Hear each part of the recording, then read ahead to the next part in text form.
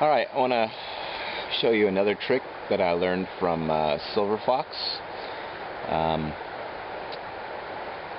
He was talking about sleeping in your hammock and having the banana effect, where we're used to sleeping on a flat surface, but when you hang up a hammock and it's too loose, you get this hammock effect and you kind of end up bunched up in the middle, or whichever end's higher, you end up on the lower end. And he was talking about setting your hammock low and setting it tight. And so what he was showing to set it tight was basically using your straps here, bring it up to one of the knots, pass it in between, and kind of create like a pulley effect where it pulls it really tight.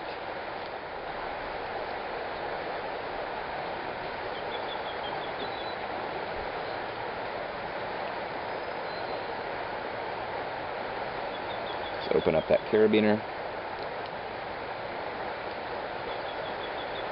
Okay, this is where a lot of knots helps, but also some of the times the knots get in the way. So you pull this tight, and then you drop this knot down inside also. And then you go and do it to the other side. Alright, my hammock's set about a foot higher probably than I normally would, but I just got it set up a little bit higher today because that's what how I want to sit in it today. So let me hop in here and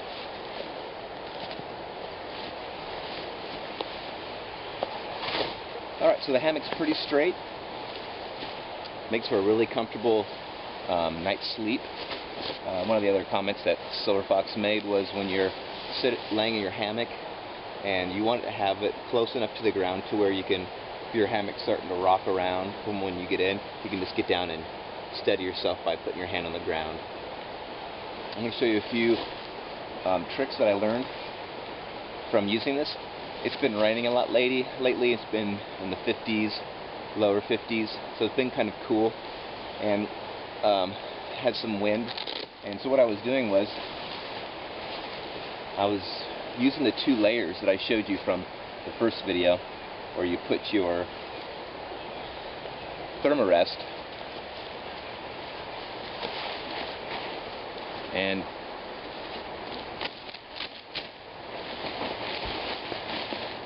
opening it up and actually getting inside. Now I have the mosquito net on the bottom side here. So I get inside and I can just pull this up, and this creates like a wind barrier. You can get closer towards the middle and just I could close this thing right up and over me. So that's kind of a cool feature. You know, the materials are strong enough to hold you.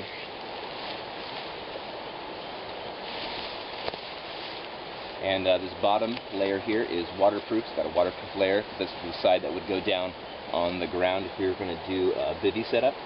So it's also waterproof, so you could even use that as a makeshift shelter. I think it's a great added feature. Alright, so one of the final modifications that I made was putting a line across the top of the mosquito net, and this way I can hang stuff, and they just have these 5 loops on the inside, so I just have it there so I can it's made an adjustable knot that can slide and tighten. Alright, well, I just want to wrap up this video with some hammock comfort. What I like to do is I like to bring out my wool blanket.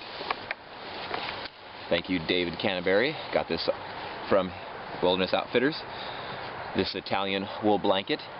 Anyways, I just got it rolled up here, and I use it for a backrest when the hammock, because I like to do a lot of reading and stuff in my hammock. So, in the position of just side riding the hammock, I just put it up high behind my back,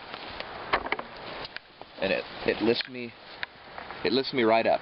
Gives me more of an upright instead of like tilted back.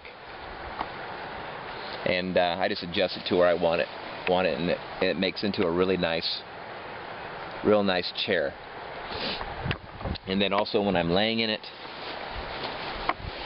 I just put it up towards the front, and also then I can just lay up in it also in this position.